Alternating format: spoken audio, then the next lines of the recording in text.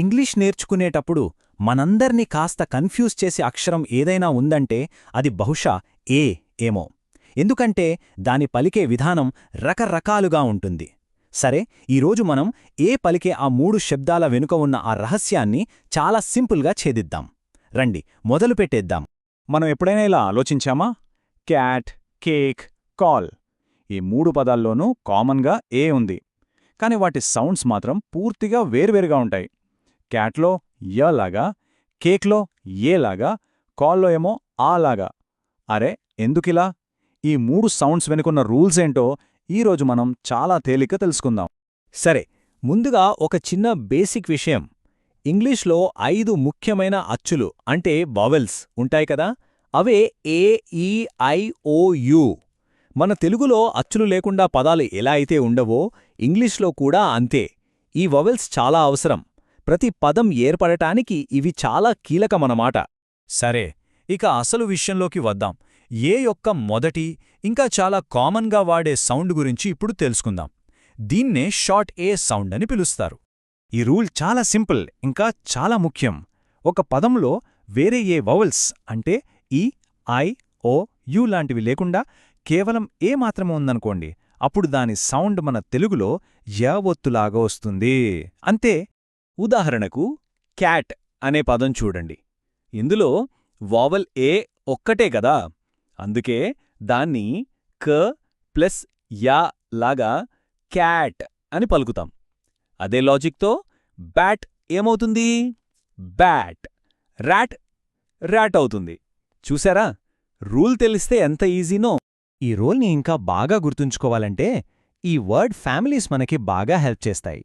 ఇప్పుడు at family తీసుకుంటే bat, fat, SAT అన్నింటిలోనూ ఆ చివర యాట్ సౌండ్ కామన్గా వినిపిస్తుంది కదా. అలాగే యాన్ ఫ్యామిలీలో క్యాన్, ఫ్యాన్, పాన్ అన్నింటిలోనూ యాన్ సౌండ్ ఉంది. అంటే ఆ ఏ సౌండ్ మాత్రం ఎక్కడా మారట్లేదు. చూసారా? ఇక్కడో చిన్న పాయింట్. పదం చిన్నదా పెద్దదా అనేదసలు మ్యాటరే కాదు. ఫర్ ఎగ్జాంపుల్, బ్లాస్ట్ ఇది పెద్ద పదం అయినా సరే ఇందులో ఉన్న వావెల్ ఏ ఒక్కటే. సో రూల్ ప్రకారం దీని సౌండ్ కూడా బ్లాస్ట్ అనే వస్తుంది. సింపుల్ కదా. ఓకే, ఫస్ట్ సౌండ్ క్లియర్ కదా. ఇప్పుడు ఏ పలికే రెండో సౌండ్కెళ్దాం. అదే లాంగ్ ఏ. ఇక్కడొక చిన్న మ్యాజిక్ జరుగుతుంది. ఒకే ఒక్క అక్షరం చేరితే చాలు, సౌండ్ మొత్తం మారిపోతుంది. ఏంటో చూద్దామా? ఈ ఉదాహరణ చూడండి. ఒకవైపు ట్యాబ్, ఇందులో ఏ మాత్రమే ఉంది. సో మనం ఇందాక నేర్చుకున్న రూల్ ప్రకారం దాన్ని ట్యాప్ అంటాం. కాని దాని పక్కనే ఉన్న టేప్ చూడండి, చివర ఒక ఈ యాడ్ అయింది. అంతే, దాని సౌండ్ టేప్గా మారిపోయింది. యా సౌండ్ కాస్త ఏ సౌండ్ అయిపోయింది. ఈ మ్యాజిక్ అంతా ఆ చివర చేరిన ఈ వల్లే అనమాట. అందుకే ఈ ఈని మ్యాజిక్ ఈ అని సరదాగా అంటారు. ఎందుకంటే అది నిజ పలుకదు, సైలెంట్గా ఉంటుంది.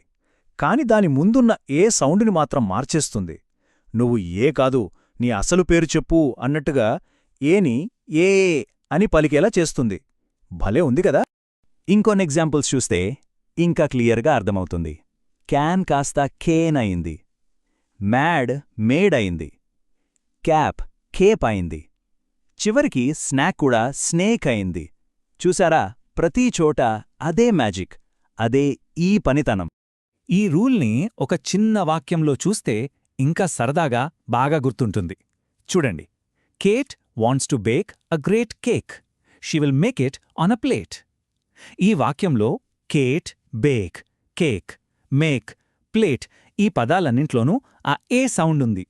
దీనికి కారణం చెప్పక్కర్లేదు, ఆ చివర ఉన్న మ్యాజిక్ ఈయే. అయితే ఈ ఏ సౌండు కేవలం మ్యాజిక్ ఈ వల్లే రాదు.